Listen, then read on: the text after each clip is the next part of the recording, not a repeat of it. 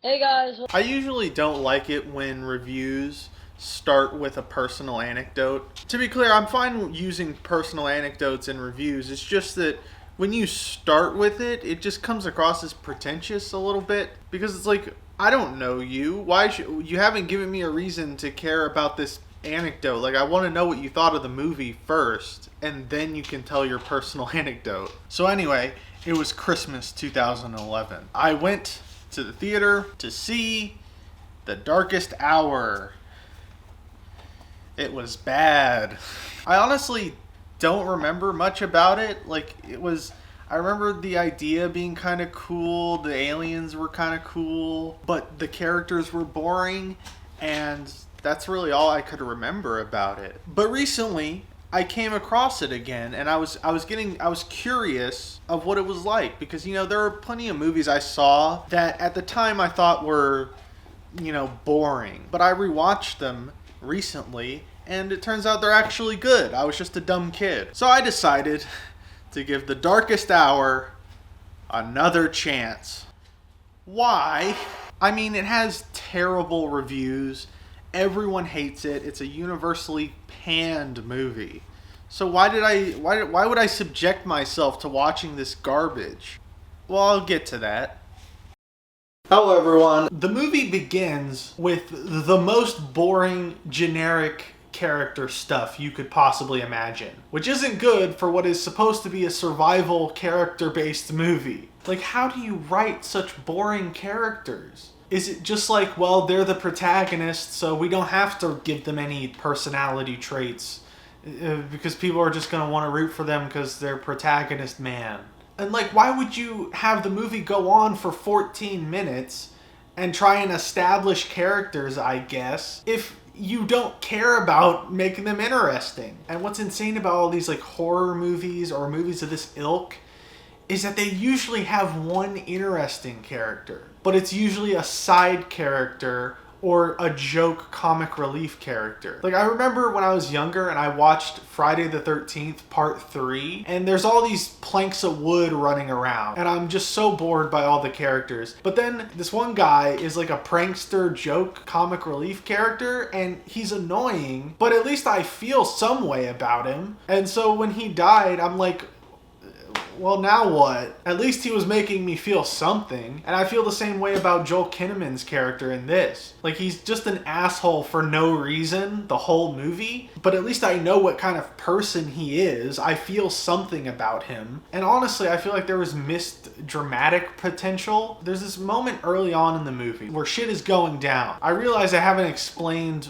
what the movie's about yet. I just went into shitting on it. It's about these aliens that come down and are invisible and can kill you in one instant. And there's this moment where Joel Kinnaman is about to run down a hallway, right? And Joel Kinnaman just closes the door and locks it. And what I like about this is he instantly regrets it. He says later that it was just in the moment, that's what he did. Because if it's a life or death situation, sometimes you're just going to instinctively favor to save yourself over someone else. Obviously not endorsing this behavior, but I like the idea of this character making a horrible mistake and then feeling guilty about it the rest of the movie. I think we all want to be, brave in our own minds. But the truth is that you don't know who you are until something happens. And then you just react.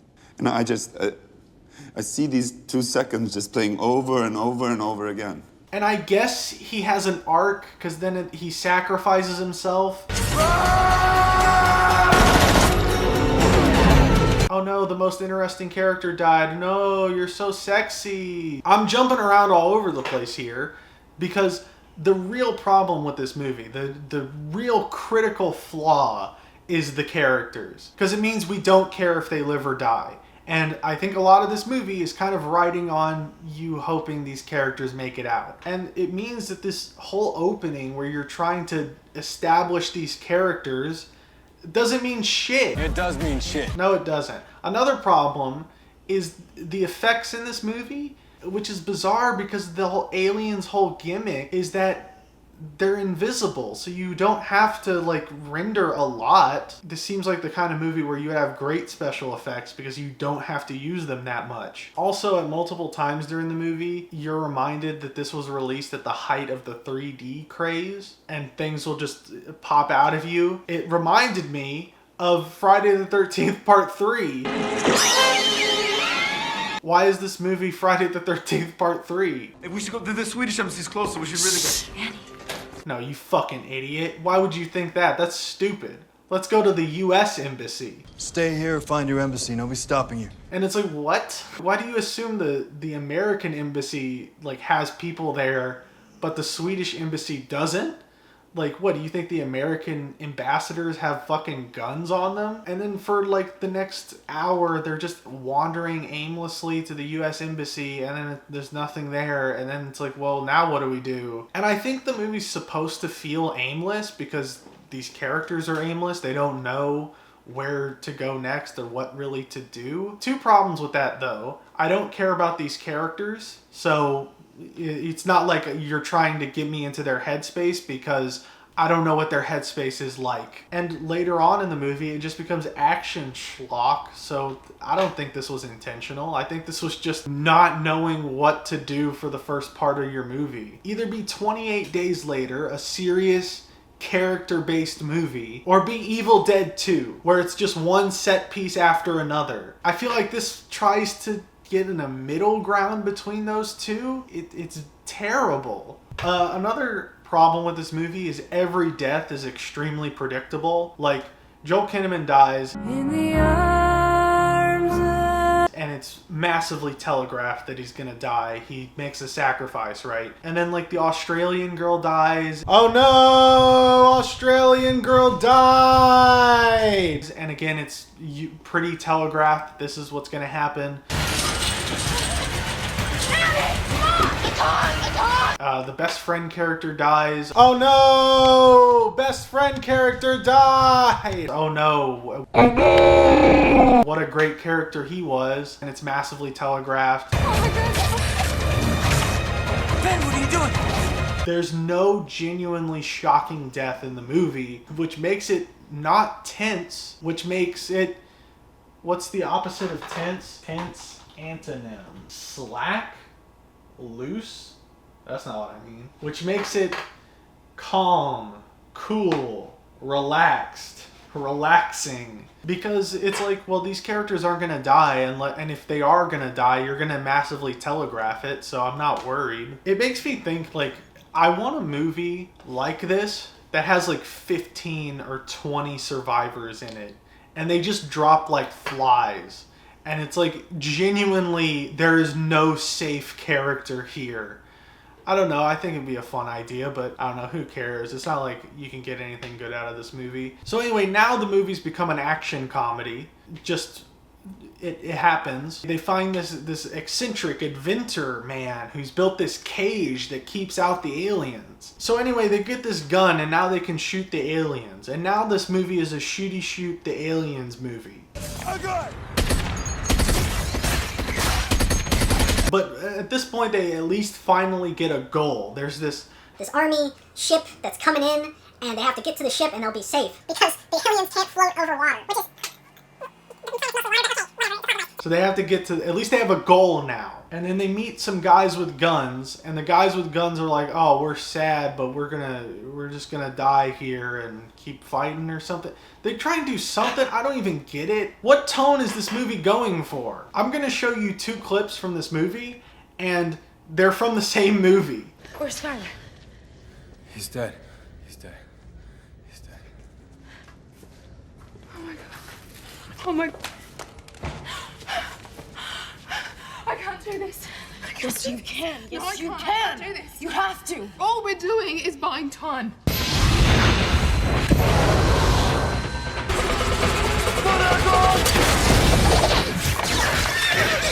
Oh yeah, and when they shoot the aliens and it reveals their true form or whatever, and it's hideous. And then there's this stupid ass ending where the army guys choose to stay behind, and it's like, we're gonna keep fighting the good fight, taking it to the aliens.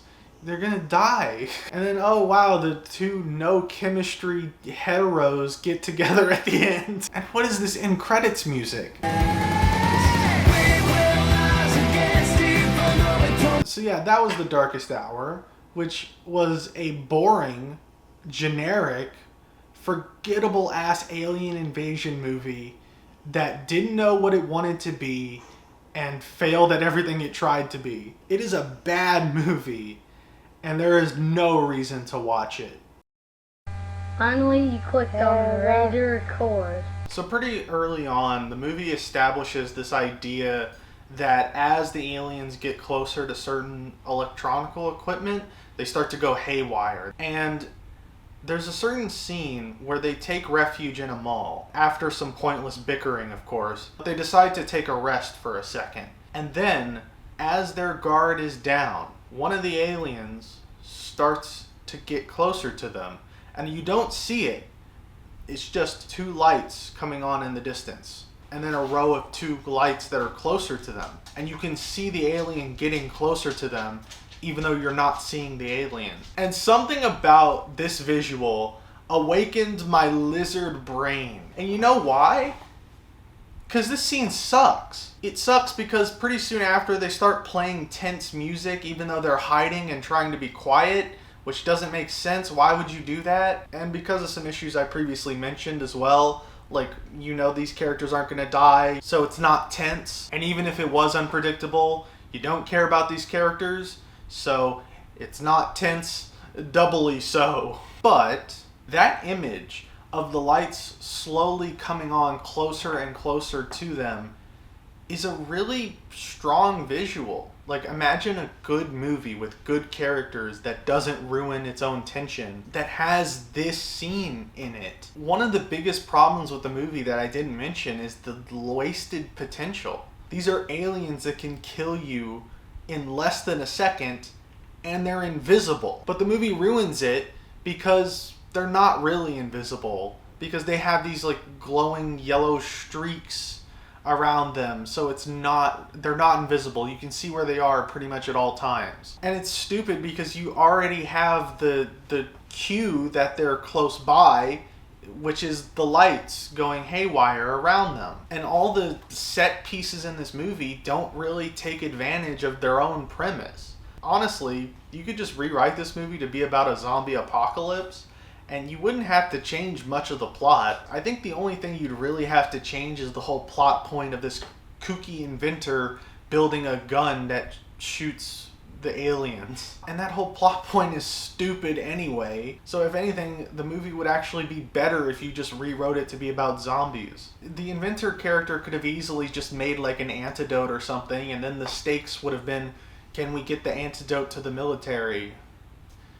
There you go, it's a better movie now. This idea of invisible creatures that can kill you in an instant has so much potential. The idea of a character who makes a horrible mistake in the heat of the moment and regrets it has a lot of potential. I didn't mention this, but the main characters are on a trip to Moscow. The idea of being in a foreign land with people who don't speak the same language as you when the apocalypse hits is pretty scary, and it has a lot of potential. But I didn't even bring it up in the summary review thing because it literally never comes up. All the main characters just happen to speak English. You could rewrite the whole movie to just be in America and basically nothing would change.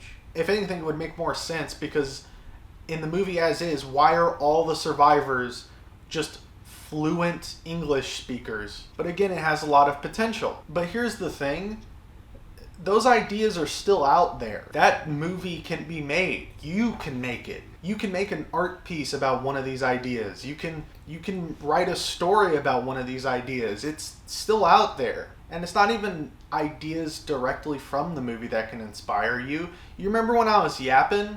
Well, I've been doing that the whole video, but you remember when I was yapping about a survival movie with a whole bunch of survivors, so that when one of them dies, it's truly unpredictable? That idea was genuinely sparked while watching the movie. If I was watching a better survival movie that actually had characters I cared about and deaths that felt unpredictable, would I have come up with that idea? Probably not. If you're a creative person, you can learn something from every single movie you watch, every story you read, every art piece you look at.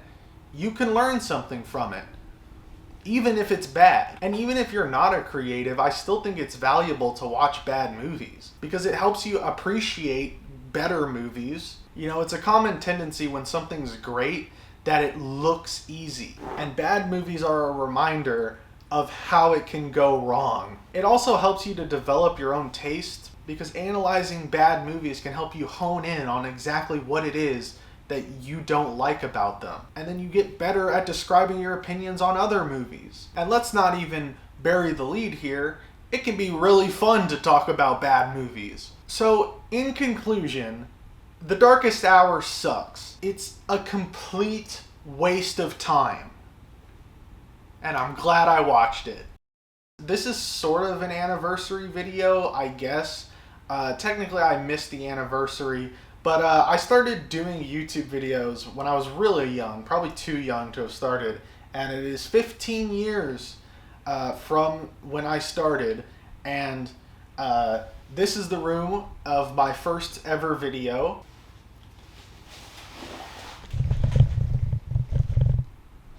Ooh, that was a Get the good chicken idea. nugget. Good idea. Look at that chicken nugget. Where'd the chicken nugget go? You like it? Y'all Be see on the one? lookout. If y'all see it, if y'all Has the see it, name on it, then click on it. Now read our name before you if go. you see anyone, Then we're gonna if make you see anyone playing, just remember us. Well, looks like